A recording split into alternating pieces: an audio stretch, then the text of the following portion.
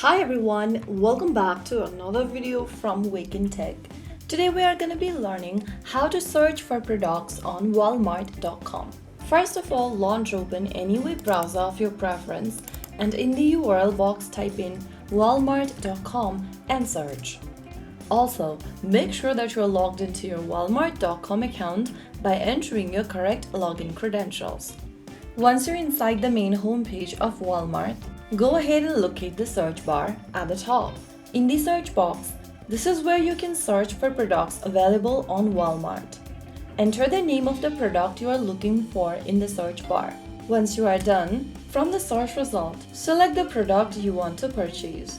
Walmart will display a list of matching products.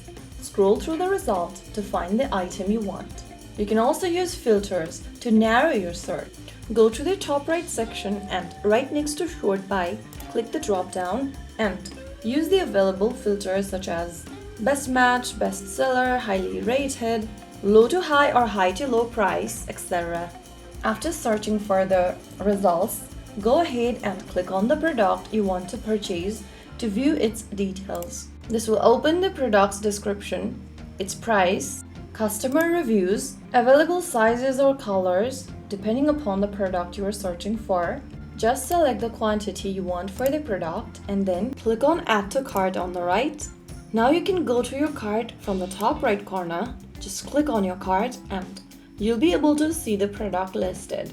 Now you can go ahead and select your pickup or delivery options and click Continue to checkout on the right. Follow through the instructions, enter your payment details or select a payment method, and after you do that, you'll be able to order the product via Walmart.com. That's how you search for products on Walmart.com. By using the search bar or a filter, you can quickly find the item you need and continue shopping. So there you have it. If you found the video helpful, don't forget to like, share, and subscribe to our channel. I will see you again in the next episode. Stay tuned and thanks for watching.